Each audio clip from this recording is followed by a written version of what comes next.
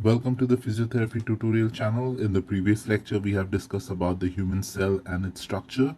Today, in the 10 minutes tutorial series, we will understand in detail about the cell transport. So what exactly is the cell transport? Cell transport is the movement of the material in and out of the cell through this particular plasma membrane. Now, if we enlarge this particular cell membrane is made up of the phospholipid molecules, which is bilayer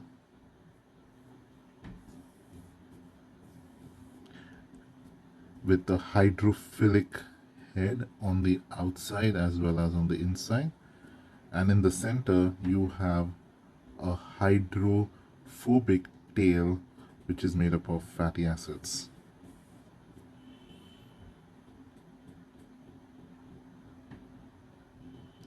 Also present in the cell membranes, you have typically intrinsic proteins,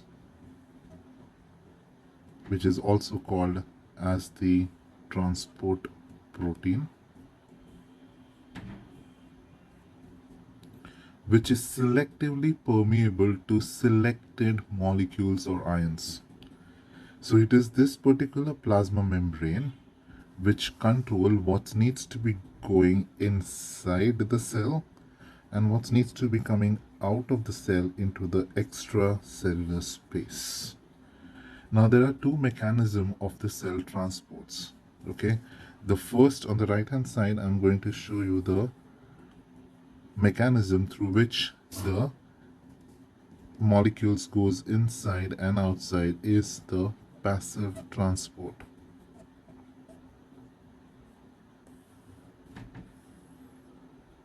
And there is another kind of mechanism which is called as the active transport. Now this particular active transport needs energy.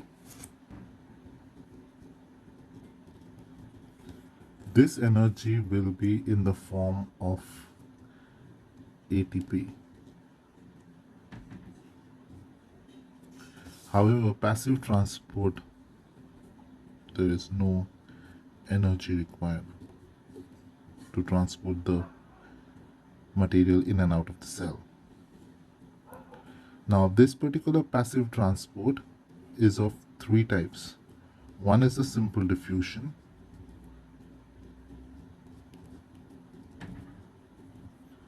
Second one is the facilitated diffusion.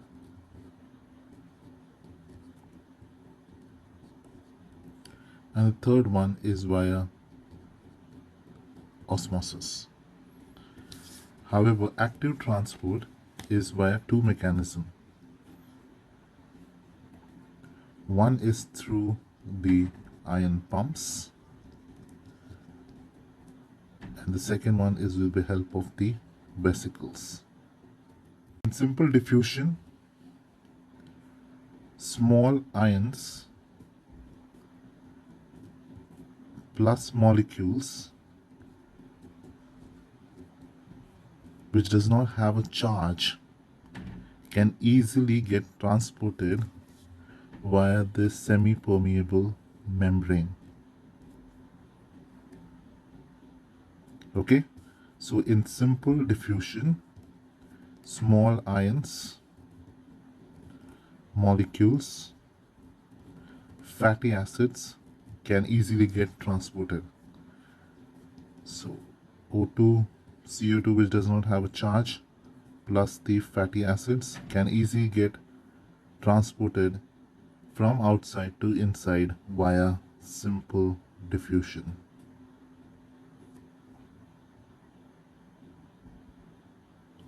Facilitated diffusion is basically via two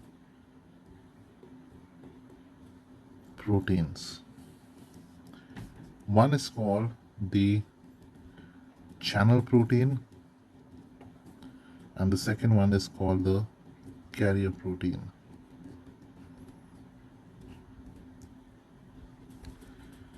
Now this particular facilitated diffusion is very selective. it will be selected to particular ions as particular molecules. So you have two types of channel protein. The channel, which is open on both the sides, and the channels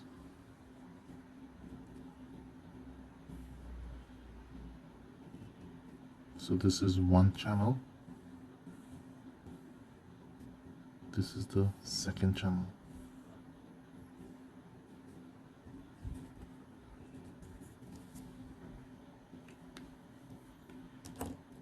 Channel number one would be open channel, which is also called as a leak channel. All the ions and molecules can freely get transported from outside to inside and from inside to outside. However, some of the channel proteins are very selective to specific ions, so they are basically closed. So these are the closed channel. Now, leak channel could also be called as the open channel. Close has basically the gates, and they open to selective ions only. So in facilitated diffusion, you have the intrinsic or the transport protein in the form of the channel proteins. Now the second form of the facilitated diffusion is the carrier proteins. So these are the carrier proteins.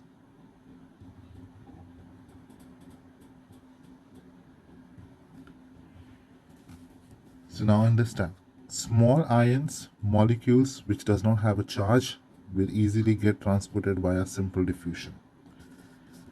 Small ions and molecules which have charge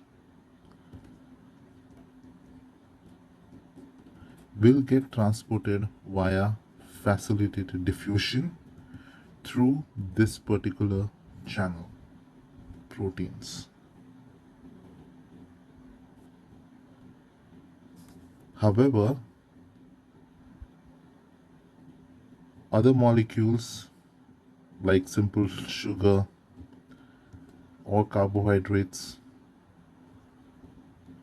will get into the cell via a carrier protein, which is also a part of the facilitated diffusion. So simple carbohydrates molecules will come over here.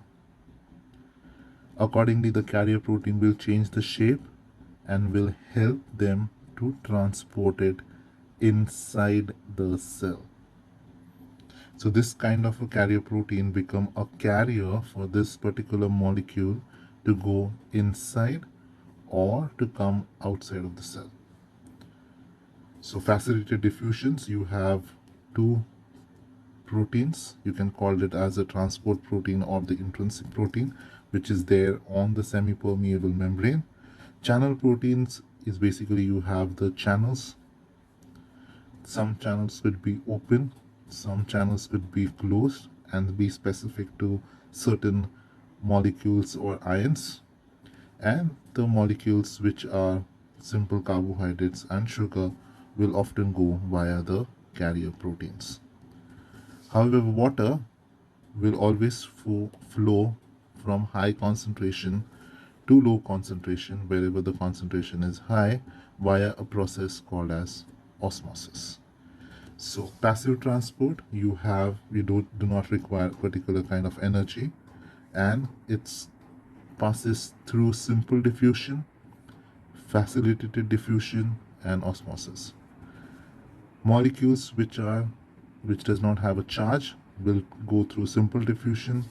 One which has charge will travels via facilitated diffusion, and water will go through the semi-permeable membrane either through channel or through simple diffusion. So that's the passive transport.